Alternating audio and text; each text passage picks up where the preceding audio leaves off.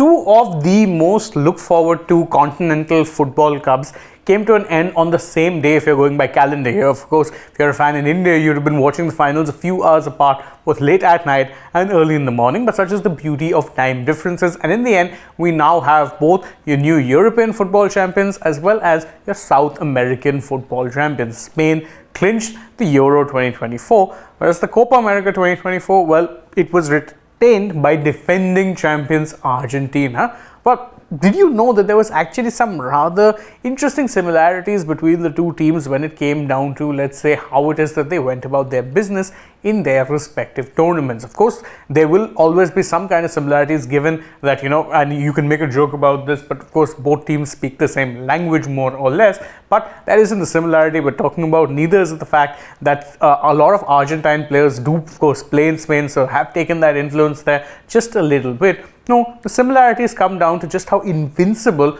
both teams were in their respective tournaments.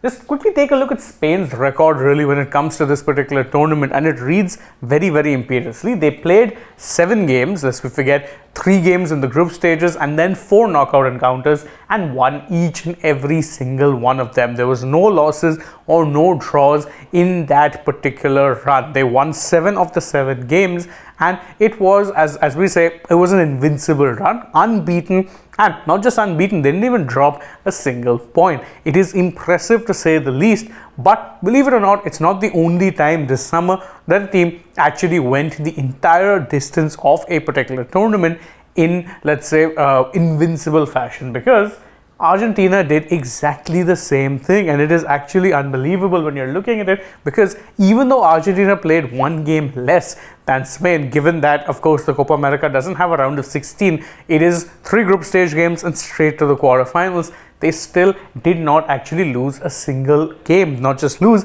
they didn't draw a single game either. For Argentina, the group stage went off without a hitch. It was played 3, won 3, no draws and no losses. In the knockout stages, in the quarterfinal, they did technically play out a draw, but it was a draw that they ended up winning anyway because, of course, it went to a penalty shootout. After that, they won both the semi and final, and it really was just a case of both of these teams actually being the best and clear and obvious favorites when it comes to their respective tournaments.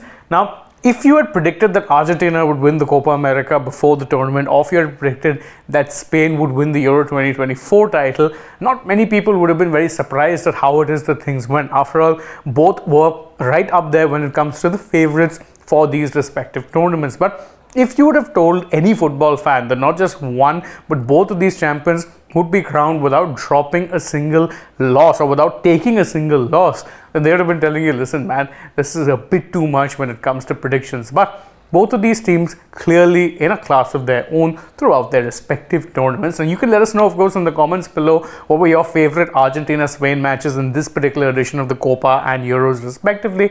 And don't forget, if you enjoyed this video, to like it, share it with your friends, subscribe to the channel, tap the bell icon, follow us also on social media. We're on Instagram, X and Facebook. Don't forget to download the AajTak app, and if you're already on the channel, go ahead, check out some other videos we've done as well. For now though, from my side, it is goodbye.